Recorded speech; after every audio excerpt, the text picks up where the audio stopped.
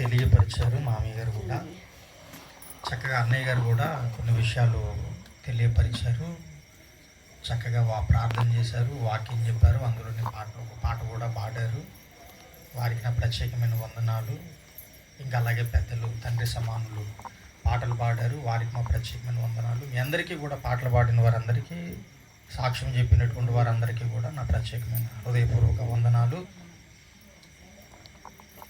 ఒక్క 20 నిమిషాలు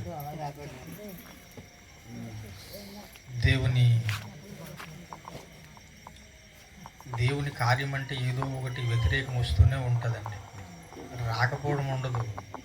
ఇది మీకు కొత్త ఏమో కానీ నాకు ఇది పాతే. ఎందుకు పాత అంటే, నేను అయ్యగారు రంజిత్ ఓబెరయ్య గారు మీటింగ్కు వెళ్ళాలని 1 గంట సేపు ముందు బయలుదేరుతాను. మధ్యలో ఏదో ఒక అవంతరం ఏర్పడుతుంది, బండి ప్యాచ్ పడిపోతుంది,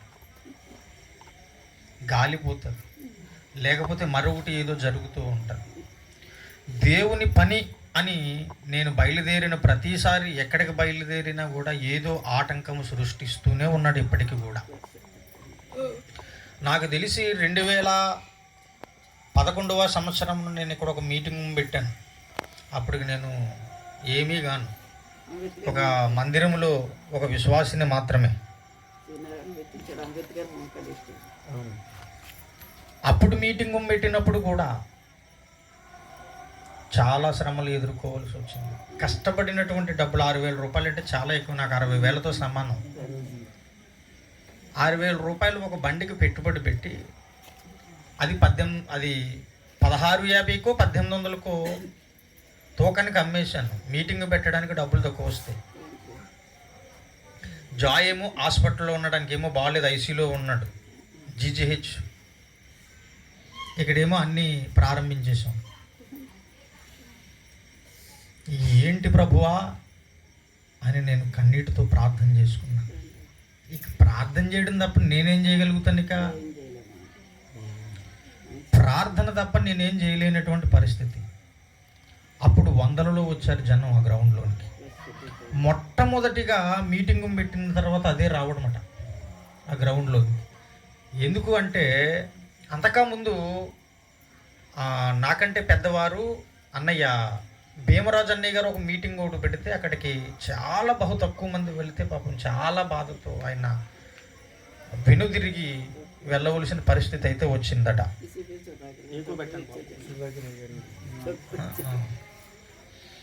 అటు తర్వాత మనం పెట్టిన తర్వాత అనేక మంది ఆ గ్రౌండ్లో మీటింగ్స్ పెడుతూనే ఉన్నారు, అనేక మంది వస్తూనే ఉన్నారు.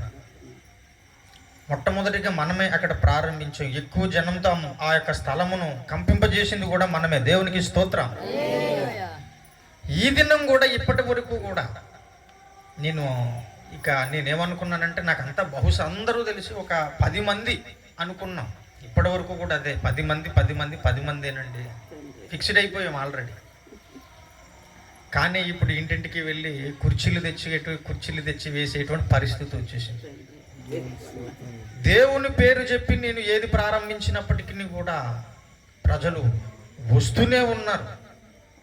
దేవుడు అన్నారు, నేను వేల వేసి పిలుస్తాను ప్రజలను అన్నారు. కాబట్టి ఇప్పుడు నీ విషయం అంతా ఎందుకు చెప్పాను అంటే, ఇప్పుడు మళ్ళీ ఇప్పటి వరకు కొన్ని అవంతరాలు ఏర్పడ్డాయి. ఇప్పుడు మరలా వచ్చినటువంటి అవంతరం ఏంటంటే, ఏదో చచ్చిన వాసన వస్తుంది మనకు. ఇప్పటి వరకు లేదది. సరిగ్గా వాక్యం ప్రారంభం అవుతుంది అనుభూతిలోకి ప్రారంభమైపోయింది. ఏ విధంగానైనా సరే వాక్యము వినకుండగా ప్రజలను ఒక తప్పుదోవ పట్టించడానికి వాడి ప్రయత్నం అయితే చేస్తాడు. వాడు ఎక్కడ కొట్టాలో అక్కడ కొట్టడానికి చూస్తాడు. మనం ఏం చేయాలి అంటే, దేవుడు అన్నాడు నిన్ను తల మీద కొడతాడు, నువ్వు మడ్డి మీద కొడతావు అన్నాడు. ఇప్పుడు మనం ఏం చేయాలంటే, వాడికంటే ముందు మనం దాడి చేయాలి. అందుకోసమే ప్రారంభపు ప్రార్థనలో కూడా, కూడిక ప్రారంభంలో కూడా మనం ప్రార్థన చేసుకుని కొన్ని ప్రార్థనలు చేయించే ప్రారంభిస్తాం. కాబట్టి దేవునికి వందనాలు. కూడి వచ్చిన మీ అందరికీ నా ప్రత్యేకమైన వందనాలు తెలియపరుస్తూ, ఒక్క 20 నిమిషాలు దేవుని వైపు మీ మనస్సులను కేంద్రీకరించాలని ప్రభు పేరిట మీ అందరికీ కూడా నేను, ఎందుకంటే మనం ఈ దినము నాన్నగారి యొక్క 3వ వర్ధంతి జ్ఞాపకార్థ కూడికకు మనందరము వచ్చాం కాబట్టి ఒక వేదిక ఒకటి ఆయన ఇచ్చారు మనకి. ఇలా దేవుణ్ణి ఆరాధించగలుగుతున్నామంటే ఆయనే ఒక వేదిక అయిపోయేది దినం, నాన్నగారు నూకరాజు గారు. కాబట్టి దేవుడు మనకి ఇచ్చినటువంటి అవకాశాన్ని మనం ఏం చేయాలంటే దుర్వినియోగపరచుకోకూడదు, సద్వినియోగపరచుకోవాలి. దేవునికి మహిమ కలుగును గాక. కాబట్టి నైమి ప్రారంభిస్తూ ఒక మాట మాట్లాడారు, నీతిమంతుని జ్ఞాపకం చేసుకున్నాడు ఆశీర్వాదకరం అని. అన్నయ్య కూడా అదే ప్రారంభించారు, మామయ్య గారు కూడా అదే ప్రారంభించేశారు. కాబట్టి అదే వచనంలో నుండి మనము చదువుకుని ఆ మాటని మనము చదువుకుని ముందుకు సాగుదాం. సామెతల గ్రంథము 10వ అధ్యాయము 7వ వచనాన్ని మనం పునాది వాక్యంగా మూలవాక్యంగా చదువుకుని ధ్యానం కొనసాగిద్దాం. దయచేసి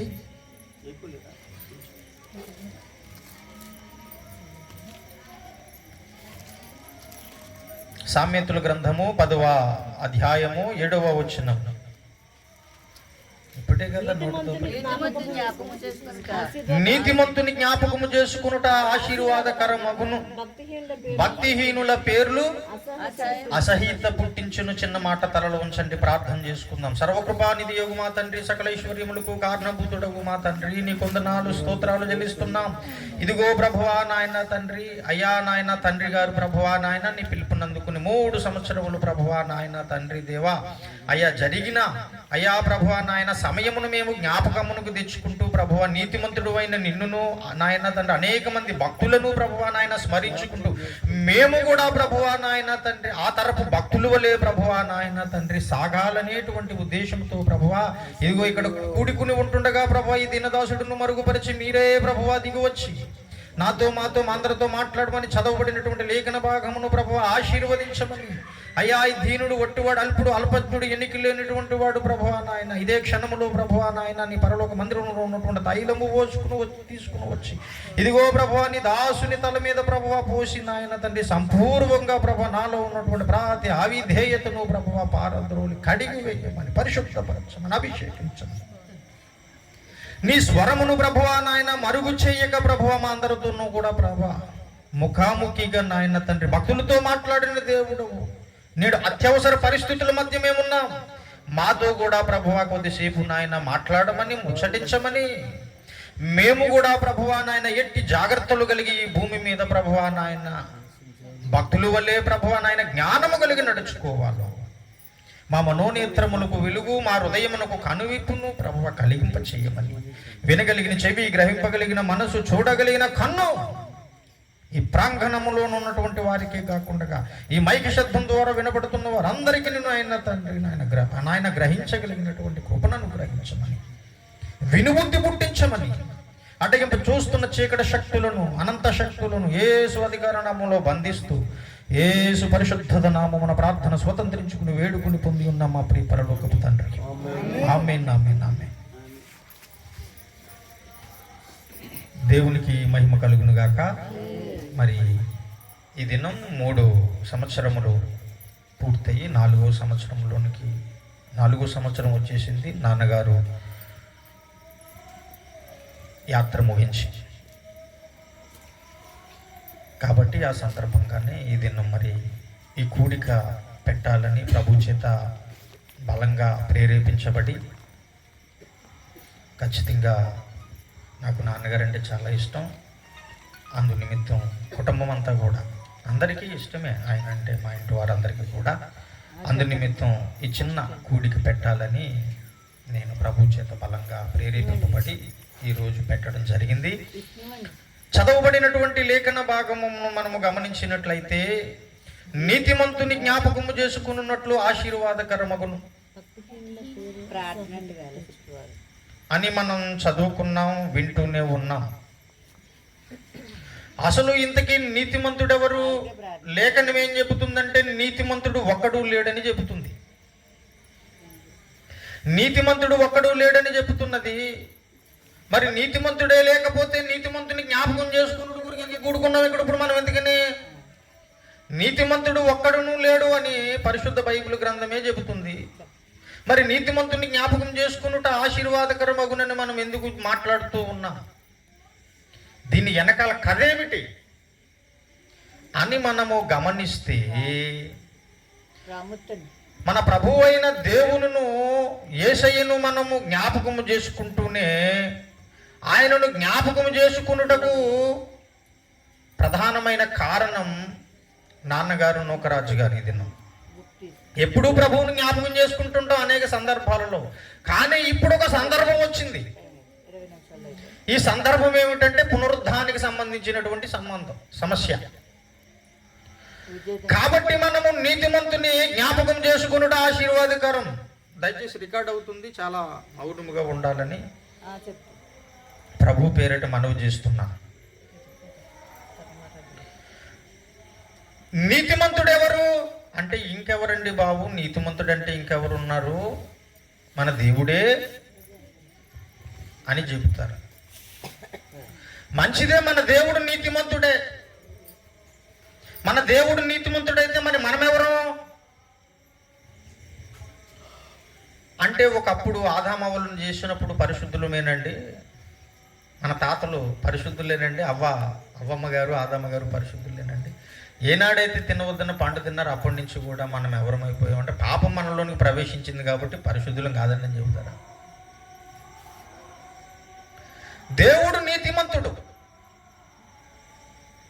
ఆయనను మనం జ్ఞాపకం చేసుకుంటున్నాం. చేసుకుని ఏం చేస్తాం? ఇప్పుడు ఇంటికి వెళ్ళిపోతామా? ఇంకా అదే కదండి. నెక్స్ట్ జ్ఞాపకం చేసుకున్నాం, ఇంతేనా? అసలు నీతిమంతుని జ్ఞాపకం చేసుకోవడానికి కలిగినటువంటి కారణం ఏమిటి, ఉద్దేశం ఏమిటి తిన్నాం అనేటటువంటి విషయము మనకు తెలియాలి. ఇప్పుడు ఈ నీతిమంతుడైనటువంటి దేవుని మనము యేసయ్యను మనము ఎందుకు జ్ఞాపకం చేసుకుంటున్నాం? ఈ నీతిమంతుని జ్ఞాపకం చేసుకోవడానికి కొందరు నీతిమంతులైనటువంటి వారు మనకు మార్గదర్శులుగా ఉన్నారు. ఈ దినం ఒక నీతిమంతుని జ్ఞాపకం చేసుకుంటున్నామంటే నాన్నగారు నూకరాజు గారి ద్వారాగానే ఒక నీతిమంతుని మరలా మనం జ్ఞాపకం చేసుకుంటున్నాం. అవునా కదా? అవకాశం దేవుడు ఇచ్చాడు, నమ్మాలి. కాబట్టి మనము మరి దేవుడిని ఎందుకు జ్ఞాపకం చేసుకుంటున్నాం? మనం ప్రతిరోజు జ్ఞాపకం చేసుకుంటూ ఉన్నాం. ఆదివారం జ్ఞాపకం చేసుకుంటున్నాం, శుక్రవారం జ్ఞాపకం చేసుకుంటున్నాం, బుధవారం కరిమేరు ప్రార్థనలో జ్ఞాపకం, శనివారం సిద్ధపాటు ప్రార్థనలో జ్ఞాపకం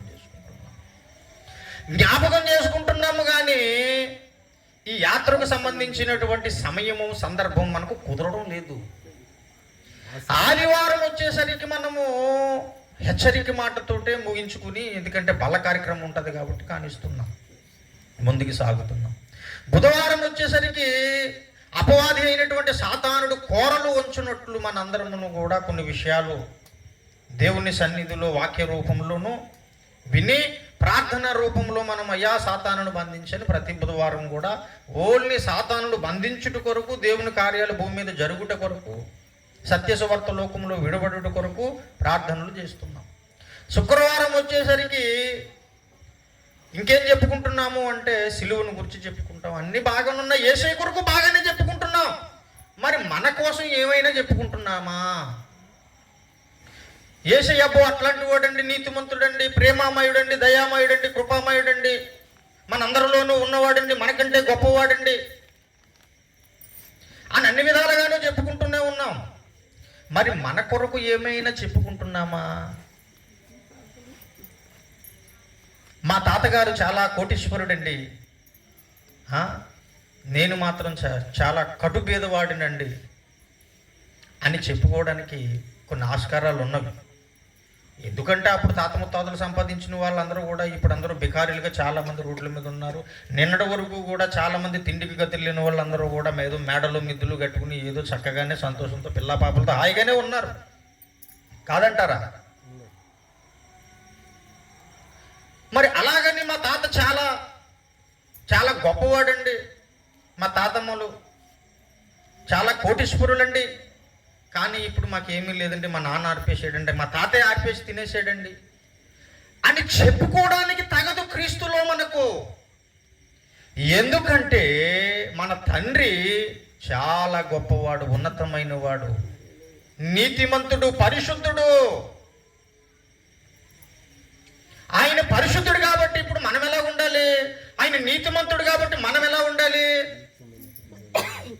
ఆ నీతి ఏదో ఆయనతోటి సిలువులో ఏమంటే ప్రాణం విడిచినప్పుడే పోయిందండి, ఆయన నీతి ఆయనతోటే పోయిందండి, ఆయన సత్యం ఆయనతోటే పోయినదండి, ఆయన కీర్తి ఆయనతోటే పోయిందండి అని చెప్పుకోవడానికి మనం నీతిమంతుని జ్ఞాపకం చేసుకోవడానికి వచ్చాం.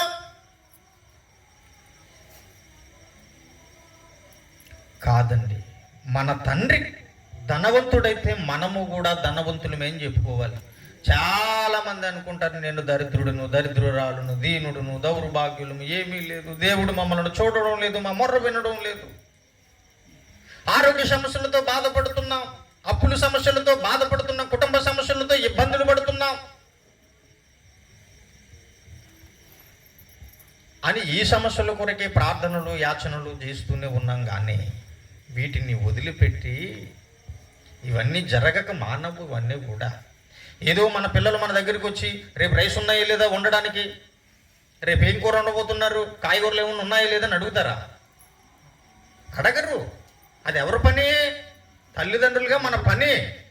ఇప్పుడు మనం ఏం అడుగుతున్నామంటే దేవుడిని అడిగినప్పుడల్లా కూడా అది చేయి ప్రభువా, ఇది చేయి ప్రభువా.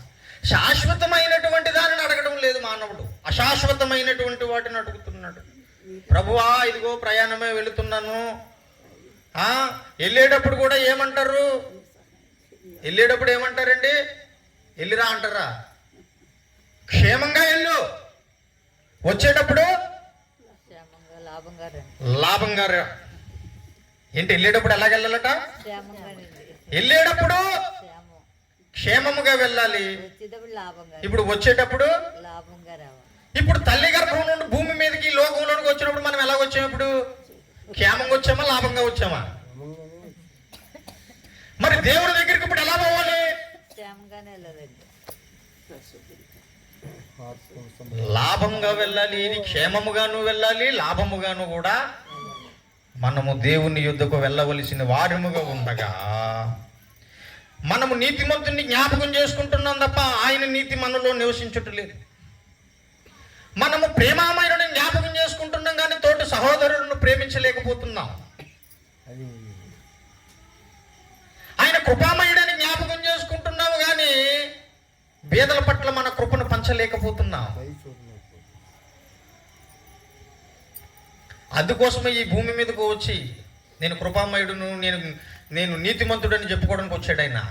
కాదు, ఆయన నీతిలో నీవు నేను కూడా ఉండాలని, ఆయనలో మనం ఉండాలని, ఆయనలో కూడా మనకు కూడా భాగం ఉన్నది. మాయి గారు ఇందాక ప్రకటన గ్రంథము 20వ అధ్యాయం చదివారు కదా, 21వ అధ్యాయం చదువుతాం. 21:3 అప్పుడు ఇదిగో దేవుని నివాసము మనుషులతో కూడా ఉన్నది. ఏమని రాయబడి ఉంది? ప్రకటన గ్రంథం 21:3లో అప్పుడు ఇదిగో దేవుని నివాసము మనుషులతో కూడా ఉన్నది, ఆయన వారితో కాపురముండును, వారు ఆయన ప్రజలయ్యుందురు, దేవుడు తానే వారు దేవుడై ఉండి వారికి తోడై ఉండెను. దేవునికి మహిమ కలుగును గాక. హల్లెలూయా. ఏంటంటే దేవుని నివాసము మనుషులతో కూడా ఉన్నదట. మరి మనుషులతో కూడా దేవుని నివాసం ఉంటే మనిషి ఎలా ఉండాలి? ఇప్పుడు మరి దేవుని నివాసం మనలో ఉంటే మనం ఎలా ఉండాలి? ఇంకా లోకములో ఏదో తెలియనటువంటి ఆరాటమే. ఏమండి? పిడక కోసం గొడవ, స్థలం కోసం గొడవ. తెల్లారేసరికి ఏదైనా పిల్లలు ఒక కాయంతో ఇంటి ముందు ఎవరైనా ఆడుకుంటూ గిరేసిపోతే ప్రోద్ధిటే లేచి పరత్పరుడైనటువంటి యేసయ్యకు ప్రార్థన చేయడం మానేసేసి కాగితం మీదకి వెళ్ళిపోతుంది. చూపు మొదలవుతుంది అప్పుడే ప్రార్థన, లోక ప్రార్థన మొదలైపోతే. ఎవడు బాడేసాడో ఏమి బాడేసాడో తెలియదు కానీ అసలు నువ్వు చేయవలసినటువంటి ప్రార్థన ఏమిటి? ప్రభువా ఇదిగో సూర్యోదయము, ప్రభువా ఈ సూర్యోదయం మొదలుకుని ప్రభువా ఇదిగో నా పిల్లలు, నా యాజమానుడు, నా కుటుంబమును నాయన వినికుడిలో జ్ఞాపకం చేసుకోండి, మా ప్రయాణాలలోనూ నాయన పనుల బాటలోనూ తోడు నీటుగా ఉండండి. అని ప్రార్థన చేసుకునేటువంటి, పరమాత్ముడికి ప్రార్థన చేసుకునేటువంటి సమయాన్ని నీవు పాడు చేసుకుంటున్నావు. తెలుస్తుందా?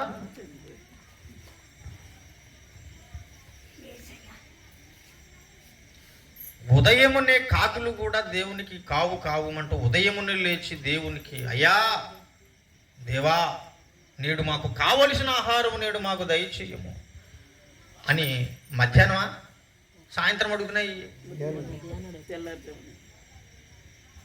నీవేం చేస్తావంటే లెగగా లెగగా లెగగా లెగ లెగ లెగ ఆ డ్రైనేజీ మీదకు పోతుంది. ఆ డ్రైనేజీ ఎందుకు? పంపు. ఆ కంపు దగ్గరికి వెళ్ళి ఎవడ పేర్చమన్నాడండి? కాగితం ఏముంటుంది, తీసి వాడితే అయిపోయే. నువ్వు మొయ్యలేని బరువేం కాదు కదా, 4 ఛత్రరేకులు పడ్డాయి. నువ్వు మొయ్యలేని బరువేం కాదు కదా, నువ్వు చేయనటువంటి పని, నువ్వు ఎరుగునటువంటి పని ఏం కాదు కదా.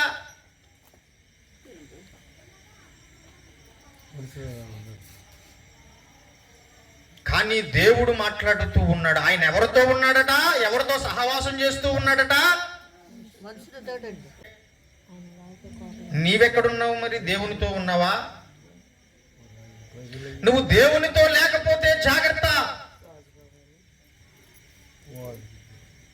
నువ్వు చేయవలసినటువంటి ప్రార్థనలన్నీ కూడా ఎగ్గొడుతూ ఉన్నావు. అదేమీ నీకు భారమైనటువంటి పనేం కాదు. ప్రొద్దుటే లేచి మోకాలు ఉని ఖచ్చితంగా నువ్వు గంట సేపు కన్నీటితో ప్రార్థన చేస్తేనే నీ ముఖం చూస్తాను, నీ ప్రార్థనను అంగీకరిస్తానని దేవుడేమి హెచ్చరిక ఏం చేయలేదు మనకి. లేచిన వెంటనే చక్కగా సంతోషంగా బైబిల్ను కళ్ళకు అద్దుకుని చదవగలిగితే ఒక వాక్యం చదువుకుని, అంత టైం లేకపోతే క్యాలెండర్లు ఉన్నవి, క్యాలెండర్లో ప్రతిరోజు కూడా ఒక వాక్యం ఉంటుంది. ఆ వాక్యాన్ని చదువుకుని చిన్న ప్రార్థనతో ప్రారంభించండి మన జీవితాలు. రాను రాను రాను రాను రాను రాను రాను రాను చాలా అభివృద్ధి వైపుగా సాగుతాయి మన దినాలన్నీ కూడా. కుటుంబాలలో నేడు సమాధానము, శాంతి, నెమ్మది, ఆరోగ్యాలు అన్నీ కూడా లేకపోవడానికి కలిగిన ప్రధానమైనటువంటి కారణం ఏమిటయ్యా అంటే మనశ్శాంతి లేకపోవడం వల్ల. మనసును పాడు చేసుకుంటున్నాం, మనమే రకరకాల ఆలోచనల చేత పాడు చేసుకుంటూ ఉన్నాం. కానీ ఏమీ రాదని మనకు తెలుసు. దేని కొరకు పోరాడుతున్నామో మనమైతే తెలియదు మనకి నేటికి కూడా. దేని కొరకు పరిగెడుతున్నా?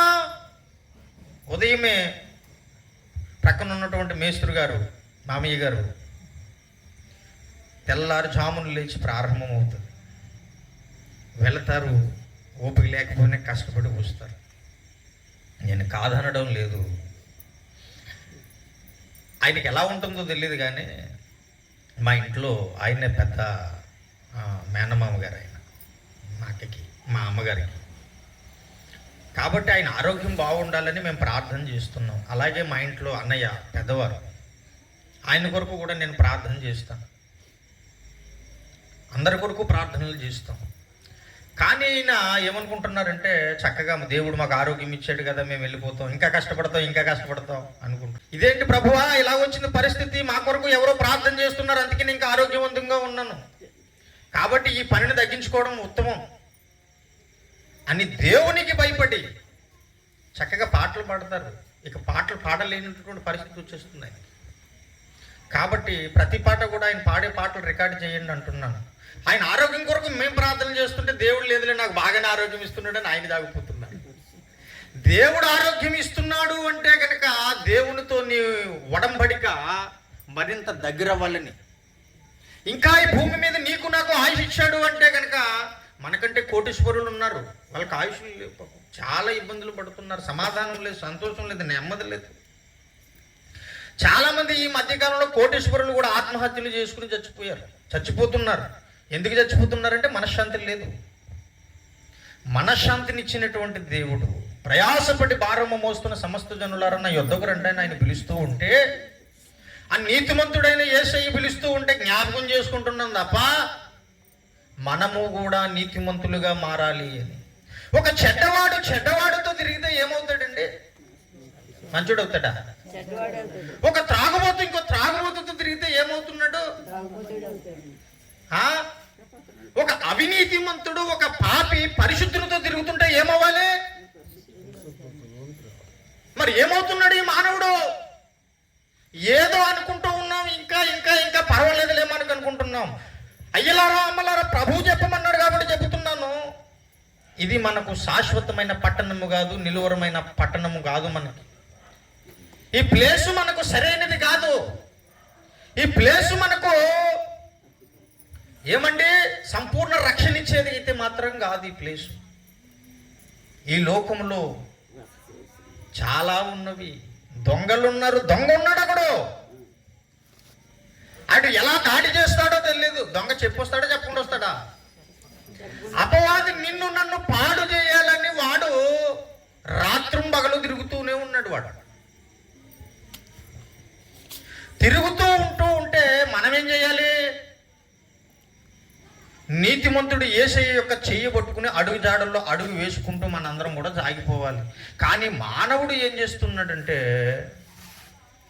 ఏమండి పరిశుద్ధతను వదిలిపెట్టి ఏదో ఇలాగా చూడండి, ఉప్పు స్తంభం అయిపోయింది. ఎవరు? నిజమేనండి, కన్ఫర్మే కదా? ఎందుకు అయిపోయింది? అయితే ఇప్పుడు మనం ఎవరం కూడా ఉప్పు స్తంభములుగా మారిపోవడం లేదు. కానీ జాగ్రత్తగా లేకపోతే మన నడవడికను సరి చేసుకోకపోతే రానున్నటువంటి భయంకరమైనటువంటి ఆ దినమును మనం ఎవరమును కూడా ఎదుర్కోలేము. ఆయన మహాభయంకరుడుగా ధవల సింహాసనం మీద తీర్పు తీర్చబోతున్నాడు. అది మన ఇంటి యొద్ద నుండి నీ నుండే ప్రారంభం కాబోతుంది. అది అన్యుల దగ్గర నుంచి కాదు, మన యొద్ద నుండి ప్రారంభమవుతూ ఉన్నది. అయినా మనిషికి భయం లేదు. కానీ పరిశుద్ధ బైబిల్ గ్రంథంలో ఒక వ్యక్తి ఉన్నారు. చెప్పి ముగిస్తాను. ఈ పట్టణము నాకు నిలువరమైనది కాదు, నిలువరమైన పట్టణమును కొరకు ఎదురు చూశాడట. విశ్వాసులకు తండ్రి ఎవరు? హెబ్రీయులకు రాసిన పత్రిక, హెబ్రీయులకు రాసినటువంటి పత్రిక 13వ అధ్యాయము 14వ వచనము ఒక్కసారి చదువుతాం. నిలువరమైన పట్టణము మనకి ఇక్కడ లేదు గాని ఉండబోవు దాని కోసము ఎదురు చూచుచున్నాము. దేవునికి మహిమ కలుగును గాక. ఈ నిలువరమైన పట్టణము మనకి ఇక్కడ లేదు. ఉండబోయే పట్టణం కొరకు ఎదురు చూడాలి. ఆ పట్టణం కొరకు వదిలేశారు. ఈ పట్టణాన్ని పట్టుకుని పోరాడుతూ ఉన్నారు. ఈ పట్టణము కొరకు పోరాడుతూ ఉన్నారు. పరలోక పట్టణాన్ని ఏమో చేజార్చుకుంటూనే ఉన్నారు. ప్రార్థన చేస్తే ఏం ప్రార్థన చేస్తారు చెప్పండి? నిజం చెప్పండి. నీ గుండెల మీద చేసుకున్నా నాకు దగ్గర చెప్పొద్దు. నీకు నువ్వుగానే సమర్థించుకోకవేళ ఆలోచన చేయి. ఇప్పుడు ఏం ప్రార్థన చేద్దాం? పక్కోడు పక్కనే 2 అంతస్తుల బిల్డింగ్ కట్టాడు. ప్రభా నన్నేటి ఇలా చేసావు. నేనేమో నీ సన్నిధికి వస్తున్నాను, వాళ్ళేమో దేవుణ్ణి నమ్ముకోలేదు, నిన్ను నమ్ముకోలేదు. ప్రక్కోడే మీదకు 2 స్థలాలు ఉన్నాడు, నేనేమో ఉన్న స్థలంలోనే సరిగ్గా గూడు లేదు, సరిగ్గా ఉంటుంది. ఇది ప్రార్థన. ఇదిగో ప్రభువా నాయన ఏం చేస్తావు చేయవు, అప్పులలో వచ్చేస్తున్నారు ప్రభువా, అందరి ఇక తగ్గేది లేదని ఏదో అన్నారు కొందరు. ఆ పెళ్లిలో ఇంకా చాలా బలంగా 1,00,000 రూపాయలు రికార్డ్ డాన్సింగ్లు పెట్టేశాను, ఇంకొక 2 లక్షలు పెట్టేమో 1 లక్ష రూపాయలు బట్టలు కొనేసాను, ఇంకో 2 లక్షలు చేసి అయ్యేసి చేసి మొత్తం 5 లక్షలు. ఇదిగో ప్రభువా నేను నెత్తి మీద పెడుతున్నాను, ఏం చేస్తావు చేయి, నన్ను నేను గోదావరిలో ఉన్నాను, నువ్వు తప్ప నాకు ఎవరున్నారు ప్రభువా? ఆయన తప్ప ఎవరుంటారు? ఎవరు నమ్ము చేసో, ఎవరి కొరకు చేసో? సాతాను కొరకు చేసో. వాడిని అడుగు, నువ్వు వాడిని అడగాలి. ఏమిరా నిన్ను నమ్మే కదరా ఎన్ని చేశాను, సరదా ముచ్చట్లు తీర్చుకుని పక్కకు పోయావు, ఇప్పుడు నా పరిస్థితి ఏంటి అని అడుగు. పోనీ అన్న చేస్తాడా?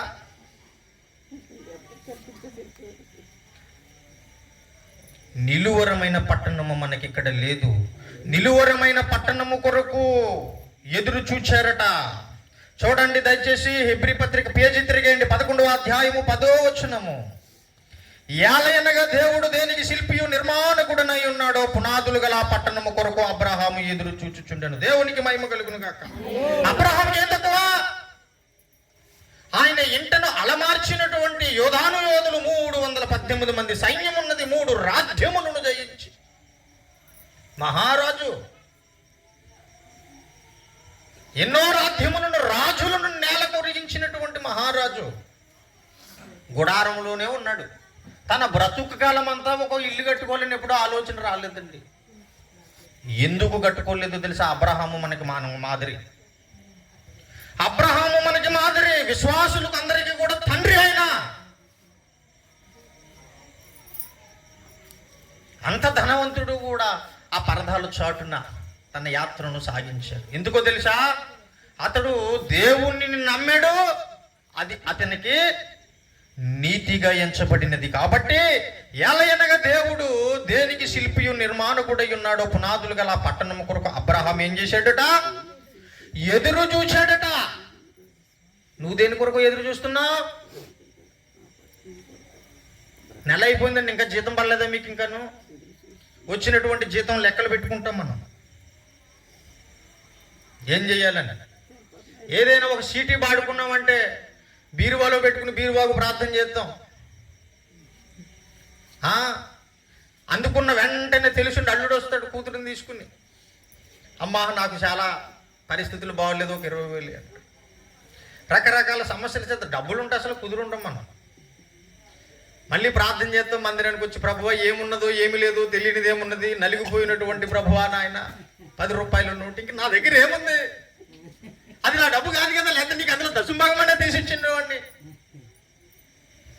నా డబ్బు కాదది, నాకేమి ఆకాశం నుంచి ఏమో ఊడిపడలేదు, తెల్లరజామున ప్రార్థన చేస్తుంటూ నువ్వేం తెచ్చివ్వలేదు, అప్పది రేపు పొద్దున కట్టాలి, కాబట్టి ఎప్పటికీ నీకు సంబంధం లేదు ప్రభువా, ఇందులో డబ్బులు మాత్రం అడగొద్దు.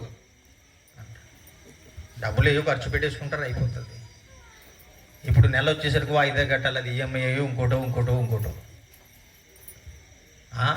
ఇప్పుడు ప్రభువా వాయిదా కట్టాలి ప్రభువా, ఏ దేవునికి ఏమన్నా అచ్చున్నామా మనం? అచ్చున్నాడు ఆయన అని ప్రార్థన చేస్తాం. ప్రార్థన చేయడం తప్పని కాదు, కానీ ప్రియ జనంగమా, మనము పోరాడునది శరీరులతో కాదండి,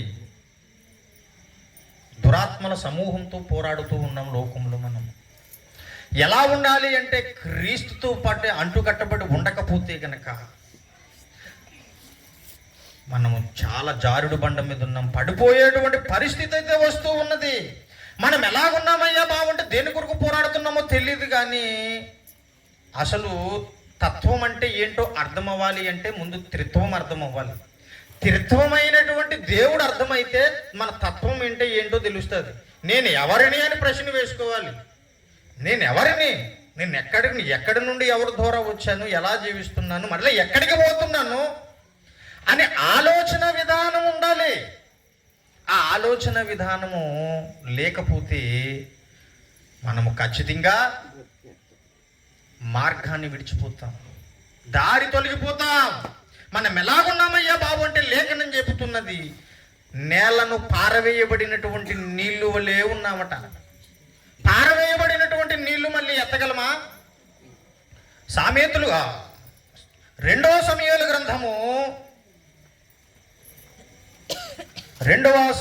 గ్రంథము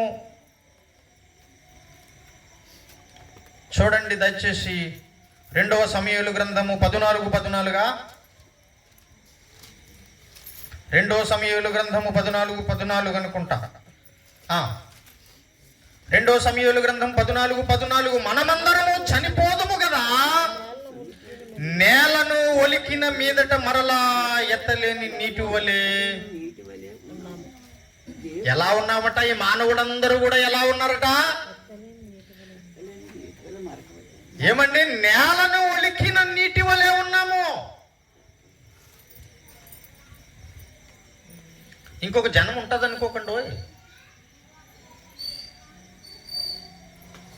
ఇక జన్మలు ఏమి ఉండదు. ఉన్న జన్మను నువ్వు సద్వినియోగపరుచుకుంటే, ఈ జన్మను నువ్వు దేవుని ఎడల సాత్వకము చేసుకుంటే, నీ ఆత్మను దేవుని ఆత్మతో లింకప్ చేసుకుని ఉంటే, ఎవరమైనా సరే వచ్చేది ఎక్కడి వరకు వస్తామంటే అక్కడి వరకునే వస్తాం, అక్కడి నుంచి రాలేమంటే మేము. నువ్వు మా తండ్రులు కావచ్చు, మా తల్లులు కావచ్చు, మా అన్నదమ్ములు కావచ్చు, మా రక్త సంబంధాలు ఎవరైనా కావుండొచ్చు, కానీ ఎవరైనా వచ్చేది నీతో పుట్టైనా నాతో పుట్టైనా వచ్చేది అక్కడి వరకునే వస్తాం. వచ్చినా కూడా ఆలోచన చేసేస్తాం. వెంటనే ఏం ఆలోచన చేస్తాం? అక్కడే ఏం ఆలోచన చేస్తాం తెలుసా? ఏరా 3వ రోజు ఎప్పుడు పెట్టుకోవాలి, 7వ రోజు ఎప్పుడు పెట్టుకోవాలి, ఎన్ని కుర్చీలు పడతాయి, ఎవరెవరం ఎంత వేసుకోవాలి, ఎవరెవరిని పిలుచుకోవాలి, చిన్న రోజు ఎప్పుడు పెద్ద రోజు ఎప్పుడు, ఇదే ఆలోచనలు. నీ కొరకు నా కొరకు ఏదో గొప్పగా ఆలోచించి ఏడుస్తూ కూర్చుంటారని మాత్రం కలలు కనొద్దండి. ఏదో ఏడుస్తూ అయితే వాస్తవం, కానీ మరణించిన తర్వాత మనల్ని ఎవరు కూడా ఈ భూమి గుర్తించదండి. పాట, కన్న తండ్రినే విడచి కాటికెళ్ళిపోతావా, నిత్య జీవం విడచి నరకమెళ్ళిపోతావా. కన్న తండ్రిని విడిచి కాటికెళ్ళిపోతావా, నిత్య జీవము విడిచి నరకమెళ్ళిపోతావా. కాబట్టి దేవుని ప్రియ జనంగమా, మనము నేలను ఒలికింపబడినటువంటి నీటి వల్లే ఉన్నాము, మరలా ఎత్తబడలేనటువంటి పరిస్థితి మనది. కాబట్టి అబ్రహాము ఎవరి కొరకు ఎదురు చూచారట? పరలోక పట్టణము కొరకు, పునాదులు కలిగినటువంటి పట్టణమును కొరకు ఎదురు చూచారు. కాబట్టి మనమును కూడా ఆ పునాదులు కలిగినటువంటి పట్టణమును కొరకు ఎదురు చూడాలి.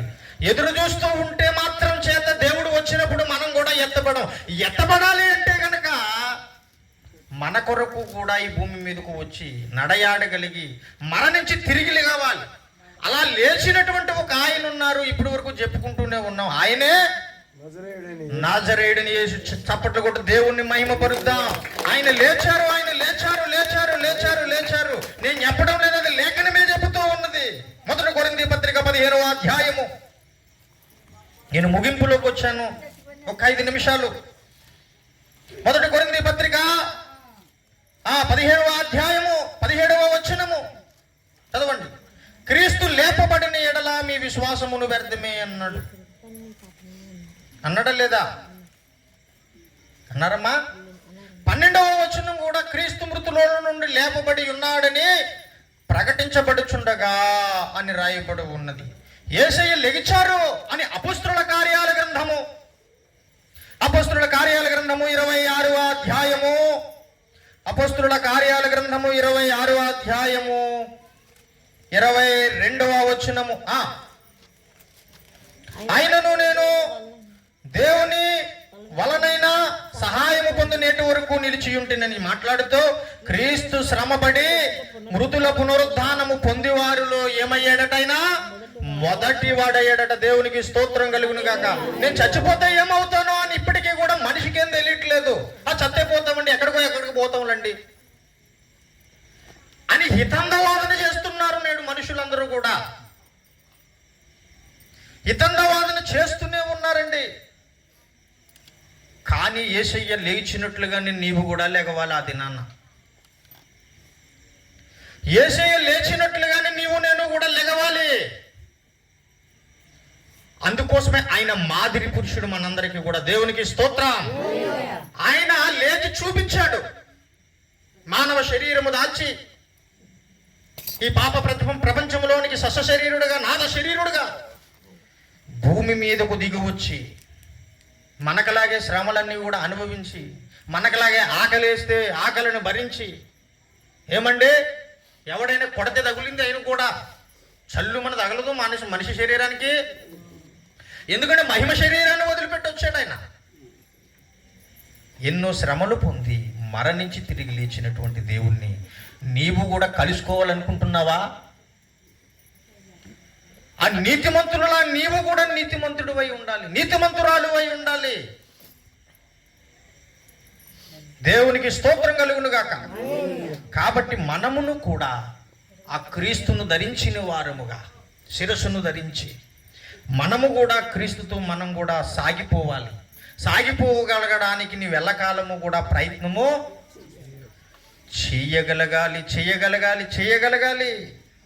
ఆ దినమున నీవు లేపబడకపోతే, అంటే యేసుక్రీస్తు ప్రభులు వారు మరి చనిపోయి తిరిగి లేచారు కదండి, అది చనిపోయిన వారికి వర్తిస్తుంది. మరి యేసయ్య వచ్చినప్పుడు మరి నాకేమి సాదృశ్యము అని మీరు అడగవచ్చు.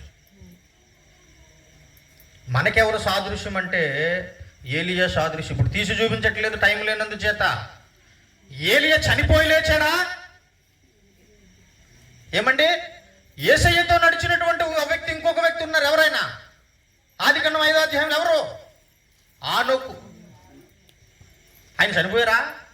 ఆయన కూడా దేవునితో నడుస్తూ నడుస్తూ ఆరోహణం అయిపోయాట. మనము కూడా ఆరోహణం అవుతాం. బ్రతుకున్నవారు మనం కూడా. మృతులైనటువంటి వారు మొదట లెగుస్తారు, వాళ్ళందరూ కూడా. అటు పిమ్మట మనమును కూడా, సజీవులమైన మనము కూడా మహిమ మేఘముల మీద కొనుపోబడుతూ ఉన్నాం. దేవునికి స్తోత్రం. ఆ మహిమ మేఘం మీద కొనుపోబడాలంటే మనకి ఏముండాలి? రెక్కలు ఉండాలి. ఉండాలా వద్దా? తల్లిగారు పాట పాడుతూ ఉంటారు, పక్షిరాజు వలె రెక్కలు చాచి పైకెగురుదామా, అలయక సొమ్మచిల్లక పైకెగురుదామా. రెక్కలుంటేనే సరిపోదండి, దానికి సత్తువు కూడా కావాలి ఎగరడానికి. కాబట్టి ఈ శరీరము మట్టి నుండి తీయబడింది కాబట్టి మన్నికి మన్నైపోతుంది.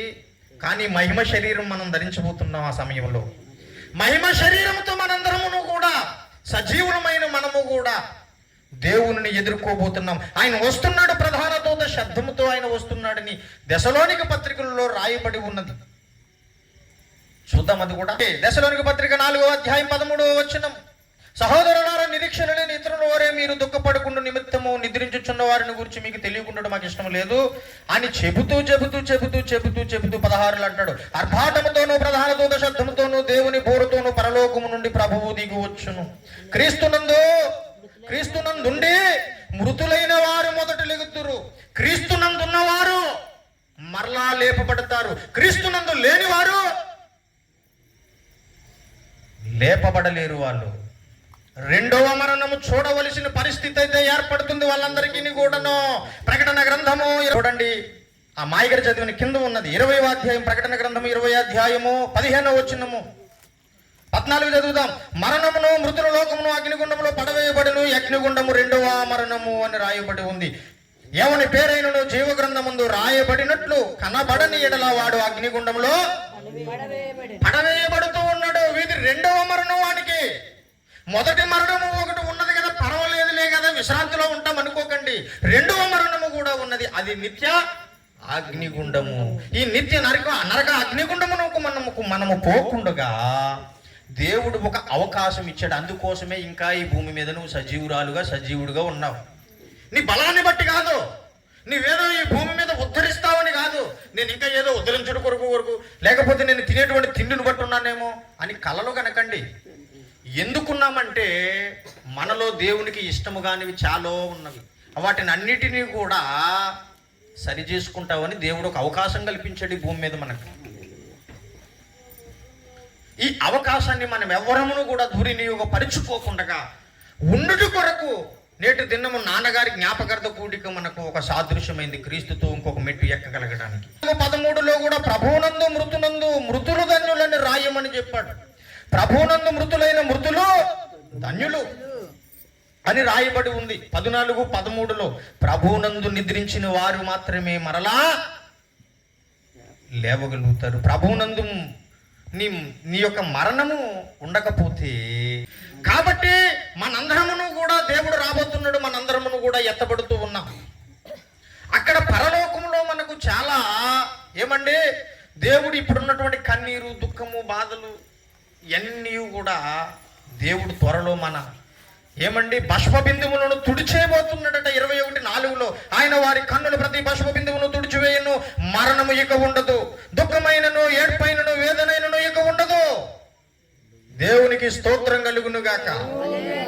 మనం వెళ్ళేటువంటి పట్టణం లాంటిది. ఆ పట్టణము కొరకు అబ్రహాము ఎదురు చూసేటట. ప్రతి బాష్ప బిందువును కూడా తుడిచివేయబోతూ ఉన్నాడు. ఈ భూమి మీద కూడా నువ్వు తుడిచివేస్తూ ఉన్నాడు. రాత్రి కాల సమయంలో దేవుని వాక్యం వింటున్న ప్రియ సహోదరులారా, జాగ్రత్త పడదాం. ఒక మరణము ఉన్నది. ఆ మరణము తర్వాత రెండో మరణము కూడా ఉన్నది. ఆ మరణమునకు నీకు పోకూడదని దేవుడిచ్చినటువంటి అవకాశాన్ని ఈ భూమి మీద మనం సద్వినియోగపరుచుకుంటూ నీతిమంతుని జ్ఞాపకం చేసుకున్నట్టు ఆశీర్వాదకరము. ఈ ఆశీర్వాదకరమైనటువంటి ఆశీర్వాదముగా నీవు కూడా ఉండాలి. ఈ కరము నీలో కూడా పనిచేయాలి, ఈ నీతి కూడా నీలో పనిచేయాలి. కాబట్టి దేవుని మనము చివరిగా ధరించిన వారముగా, క్రీస్తును మనము ధరించిన వారముగా. అబ్రహాము ఏ పట్టణము కొరకు అయితే ఎదురు చూచాడో, నీ కన్నులు కూడా అక్కడే ఉండ. నీ కన్నులు ఎక్కడుంటే నీ ధనం ఎక్కడ ఉంటే నీ హృదయము అక్కడే ఉంటుందన్నాడు. మన కన్నులు ఎక్కడున్నా, మన కన్ను ఎక్కడుంటుంది? బీరువా మీద కాదు. మన కన్నులు ఎక్కడ ఉండాలో అక్కడ ఉండాలి. వాటి కొరకు అడగాలి. నాకు పరలోకం కావాలి, నేను పరలోకం రావాలి ప్రభు, నేను కన్నులారా చూడాలి, నేను దర్శించుకోవాలి. ఈ లోకములో ఏమున్నది? ఈ లోకములో ఉన్నదంతా కూడా శరీరాశ, నేత్రాశ, జీవపు టంపము. ఆయన నీతిని, రాజ్యాన్ని మనం వెతుకాలి. అలాగ వెతికిన వారికి దొరుకుతుంది. మత్తయి సువార్త, అడుగుడి మీకు ఇవ్వబడును 6వ అధ్యాయములో, అడుగుడి మీకు ఇవ్వబడును, వెదకుడి మీకు దొరుకును, తట్టువానికి. అంటే అడుగుడు అంటే ఏమనుకుంటున్నారంటే వీళ్ళందరూ కూడా ధనం అడగమన్నట్టున్నాడు, ఆరోగ్యాన్ని అడగమన్నట్టున్నాడు, ఆయుష్ని అడగమన్నట్టున్నాడు. ఇంకా ఏమన్నా ఆస్తుపాస్తులు ఇంకా ఏమన్నా అడిగితే ఇస్తాడేమో అని ప్రార్థనలు చేస్తున్నారు వీళ్ళందరూ కూడాను. అడుగుడు ఇవ్వబడును, అడుగుడు ఇవ్వబడును అంటే ఆయార్థం కాదది. అడగాలి. ఏమడగాలి? నువ్వు ధనాన్ని అడిగితే ఉంటుంది. అది ఉండేదనమైనది. కోరుకునేది నువ్వు కారడిగా ఉండేదన్నది, పొలమడిగా ఉండేదన్నది. ఉండని వాటి కొరకు ఎందుకండి విలువైనటువంటి సమయాన్ని క్రీస్తు దగ్గర పాడు చేసుకుని కన్నీరు ఓడిస్తున్నారు. పాడవనటువంటి స్థిరమైనటువంటి లోకము కొరకు ఆ అబ్రహాము దాని కొరకు ఎదురు చూచాడు. అందుకోసమే పరదాల చోటన అక్కడక్కడక్కడక్కడ అలాగే మాదిరికరముగా ఉంటూ మహాధనవంతుడు, కోటీశ్వరుడు అబ్రహాము. కానీ పరలోక పట్టణము కొరకు ఎదురు చూచాడు. ఖచ్చితంగా కన్నులారా చూడగలిగాడు, వెళ్ళగలిగాడు. నీవు నేను కూడా ఆ పట్టణమును చూడాలని మన కొరకు కొందరు నీతిమంతులు ఎదురు చూస్తూ ఉన్నారు. హెబ్రీ పత్రిక 12:1 ఇంత గొప్ప మేఘ సమూహము, ఇంత గొప్ప సాక్ష్య సమూహము మేఘము వలె నన్ను ఆవరించి ఉన్నందున వెనుకున్న వాటిని మరచి ముందున్న వాటి కొరకు సహనముతో ఓపికతో పరిగెత్తుకుని పోదామన్నాడండి. ఇశ్రాయేలు ప్రజలారా, అలయక సొమ్ము చిల్లక ఆ పట్టణము కొరకు మనందరం సాగిపోదాం. అటు కృప దేవుడు మనెల్లరకును అనుగ్రహించునుగాక. తలలో ఉంచండి, ప్రార్థన చేసుకుందాం. హల్లెలూయా, హల్లెలూయా, హల్లెలూయా, హల్లెలూయా, హల్లెలూయా, హల్లెలూయా, హల్లెలూయా, హల్లెలూయా, హల్లెలూయా, హల్లెలూయా, హల్లెలూయా, హల్లెలూయా, హల్లెలూయా, హల్లెలూయా. నిలువరమైనది మనకిల లేదని, నిలువరమైనది మనకిల లేదని, వల్లభుడు స్థిరపరచెను పరమందు, చెల్లించి స్తుతులను పూజింతుము. దేవునికే మహిమా యుగ యుగములకు కలుగునుగాక, యుగ యుగములకును కలుగునుగాక. దేవునికే మహిమా. సియోను పురమగు దేవుని నగరుకు సొంపుగా తెచ్చెను తన కృప ద్వారానే, స్తోత్ర గీతములను పాడెదము. పరదేశులుగా మనలను చేయక, పరదేశులుగా మనలను చేయక, ప్రభుని ఇంటికి వారసులుగా చేసి పాడిపోగడము మన ప్రభుని. శుద్ధ సువర్ణముతో అలంకరింపబడిన ముత్యాల గుమ్మముల పురమందు చేర్చి ముదమారగను ప్రణుతింతుము. దేవునికే మహిమా. స్తోత్రం ప్రభువా, దయగలిగిన రాజా, నీ వందనాలని. ఒక్క నిమిషం నువ్వు కూర్చున్న స్థలములో ప్రార్థన చేయగలవాలి.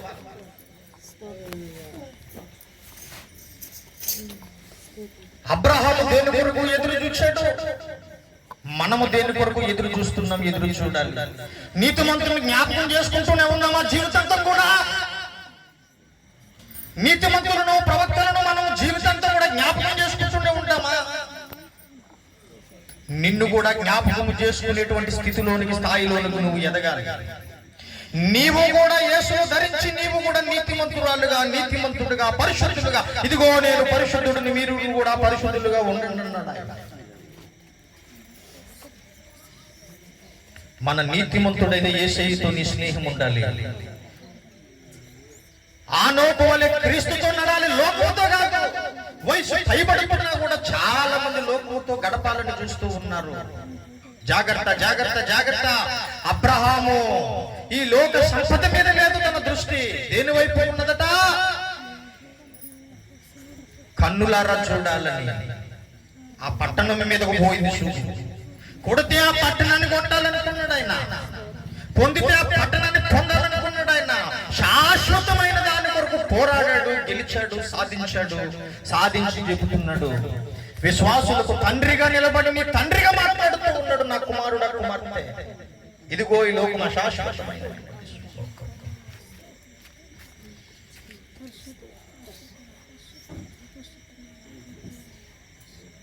ఇక్కడ ఆకలి లేదు, దప్పిక లేదు. ధనవంతుడు బీదలాజరు ఎక్కడున్నాడు? ధనవంతుడు ఎక్కడున్నాడు?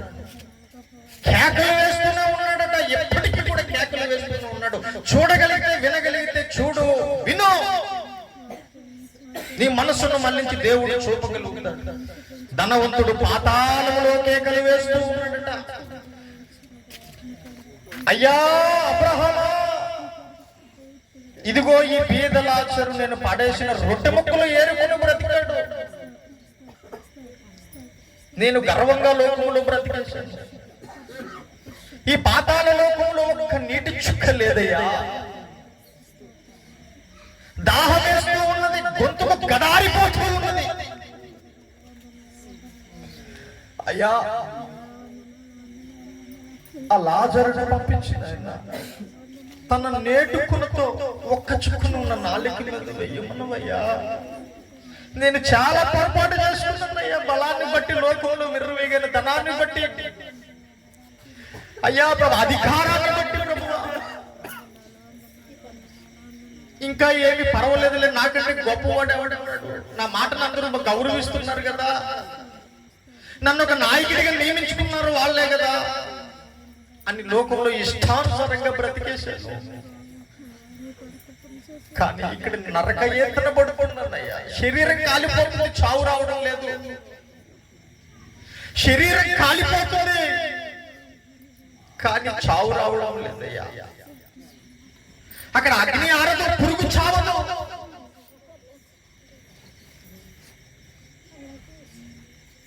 వద్దు సోదరా, వద్దు సోదరి, బ్రతుకు తల్లి తండ్రి. చిన్న ముళ్ళు గుచ్చుకుంటేనే, మేకు గుచ్చుకుంటేనే ఉండలేని పరిస్థితి కదా మనది. నరకం చాలా ప్రమాదకరమైనటువంటిది. చాలా దాని వ్యాధి చాలా బహుఘోరమట, భరించలేబడి. అందులోనికి మనం ఎవ్వరము కూడా వెళ్ళకూడదని దేవుడు, ఆ పరత్వరుడు నీ మీద నా మీద దయ చూపించి భూమి మీదకి దిగి వచ్చాడు ఆయన. అక్కడికి మనం పోకూడదని, ఎక్కడ నుండైతే వచ్చామో మరలా దేవుడి దగ్గరికి మనం వెళ్ళిపోవాలని, మన ఆత్మ మరలా దేవుడు దయచేసినటువంటి ప్రదేశములకు వెళ్ళిపోవాలని దేవుడు దయగలిగి భూమి మీదకి దిగి వచ్చాడు. ఇకనైనా నీ బ్రతుకును మార్చుకో. ఇకనైనా నా బ్రతుకైనా నీ బ్రతుకైనా క్రీస్తులో కట్టుకుంటా. అయ్యా ఈ లోకములో ఇప్పటి వరకు కూడా ప్రభువా, నా బిడ్డలని, నా ఇళ్ళని, నా మేడని, నా ఆస్తుపాస్తులని, నా నదములని, నా కజనులని బ్రతికేశం ప్రభువా. ఇవన్నీ కూడా వీళ్ళందరూ ఇక్కడే ఉంటారు. ఆ బాధలోనికి రారు, ఆ నరకంలోనికి నాతో కూడా బాధను అనుభవించడానికి ఎవరు పంచుకోరు. కాబట్టి నేను చూడలేదు ప్రభువా నరకాన్ని అని దేవునితో ఈ రాత్రి కాల సమయంలోనే ఒక తీర్మానం చేసేసుకో.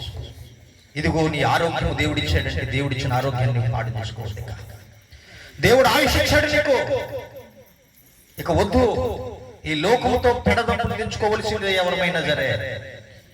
పెద్ద లేదు, చిన్న లేదు, చిన్న పెద్ద తేడా లేదు మరణానికి. అధికారంతో పని లేదు దానికి, ధనంతో పని లేదు. ధనం ఉన్నదని వదిలిపెట్టదని, బలవంతుడని వదిలిపెట్టదని, దానికి తేడా లేదు.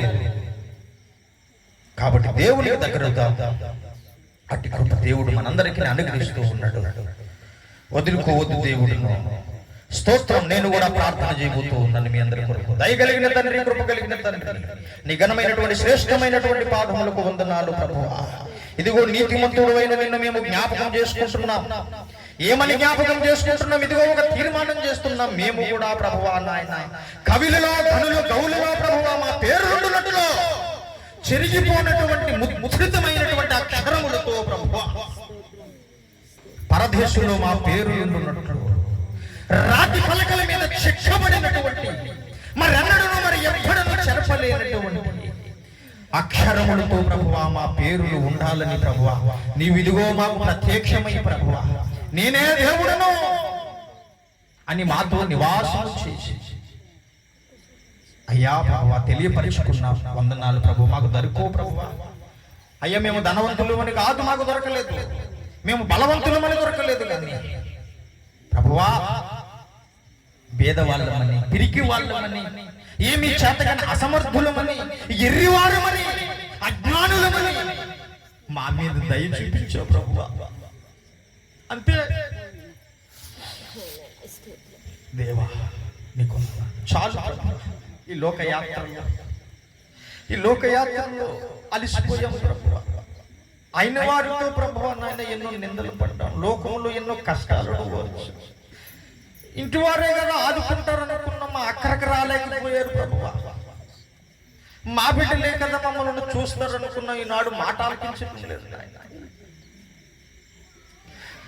తల్లి ప్రేమ ఈనాడు లేదు మాకు, తండ్రి ప్రేమ లేదు. చాలా మందికి మనం పుట్టగానే తండ్రి ప్రేమ అంటే ఏంటో తెలియదు. నేను కూడా తండ్రి ప్రేమ అంటే ఏంటో తెలియకుండానే పెరిగేసాను. నాకు కూడా చాలా బాధగానే ఉన్నది. తల్లి ప్రేమ లేనటువంటి బిడ్డలందరూ ఉన్నారు ఈ భూమి మీద.